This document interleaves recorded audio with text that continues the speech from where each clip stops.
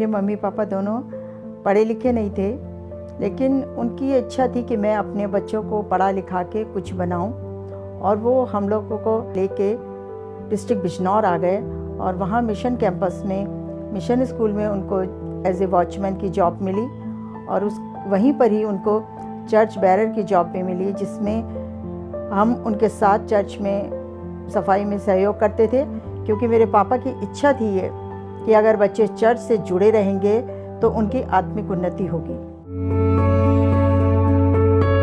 बिमला अपने परिवार के अपने भाई बहनों में सबसे छोटी बेटी है। जब मैं 10th क्लास में आई तो मुझे और भी परमेश्वर के वचनों में बढ़ने लगी।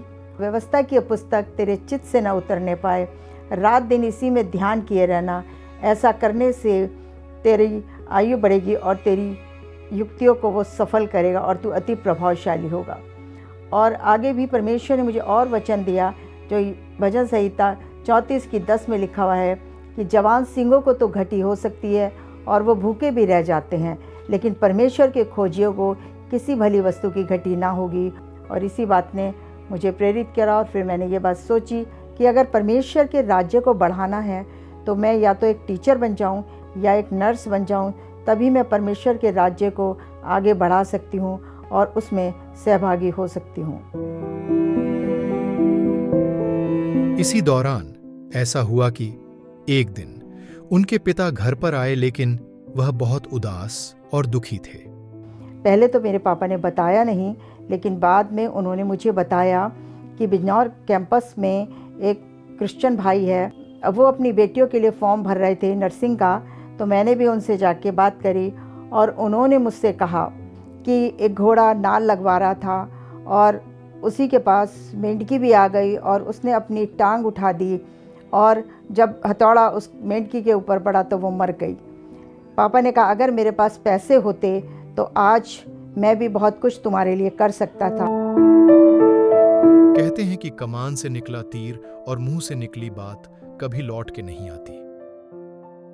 मुझे ये बात बहुत बुरी लगी। उसी समय मैंने पापा से कहा कि पापा, मैंने संडे स्कूल में सीखा है कि ये पैसा किसी का नहीं होता है, परमेश्वर से आत्मा और सच्चाई से मांगो तो वो सब कुछ दे सकता है।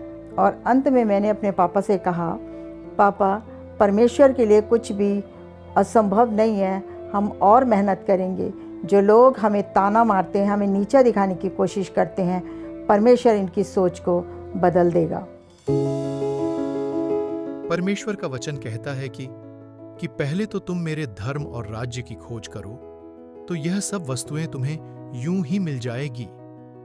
परमेश्वर का वचन कहता है कि हर चीज़ का एक समय होता है। अब वो समय आ गया था कि हम परमेश्वर में बढ़ रहे थे, और जो लोगों ने हमें ताना मारा था वो हमें देख के कहते थे कि इनके बच्चे कैसे एजुकेशन में और सांसारिक चीज़ों में बढ़ रहे हैं।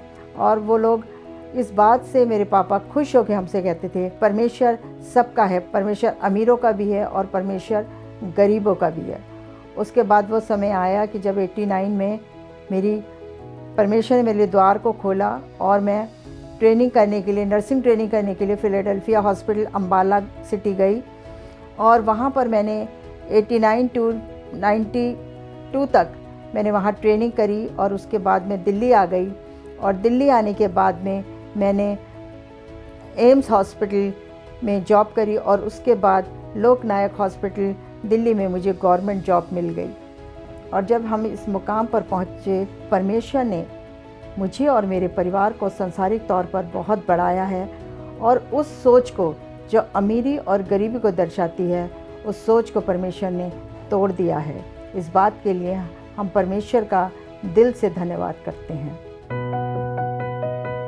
जब एक विश्वासी विश्वास और आज्ञाकारिता के साथ परमेश्वर के राज्य को खोजता है, तो परमेश्वर गरीबी, तिरस्कार और तानों को गवाही और आशीष में बदल देता है। क्योंकि मैंने बचपन से देखा कि कैसे परमेश्वर ने अपने अनुग्रह और दया के द्वारा मुझे और मेरे परिवार को ज़मीन से उठाकर आसमान तक पहुंचा दिया। और मैं चाहती थी कि मेरी शादी एक परमेश्वर के दास से हो, क्योंकि मैंने अपने घर के अंदर देखा परमेश्वर की दया को कि परमेश्वर के दास कैसे बिना साइकिल के पैदल परमेश्वर के कार्य को करते थे। और उन्हें देख के मेरे मन के अंदर ये विचार आया कि मैं अपनी शादी एक प्रभु के दास से ही करूँगी, ताकि मैं उनको फाइनेंशली सपोर्ट कर सकूं और वो परमेश्वर के राज्य को आगे बढ़ा सकें। उसके बाद मेरी शादी 2001 में एक प्रभु के दास से हो गई और मैं और प्रभु का दास दोनों मिलकर परमेश्वर की महिमा के लिए कार्य को कर रहे हैं। इन सब बातों के लिए मैं परमेश्वर का दिल से धन्यवाद करती हूँ।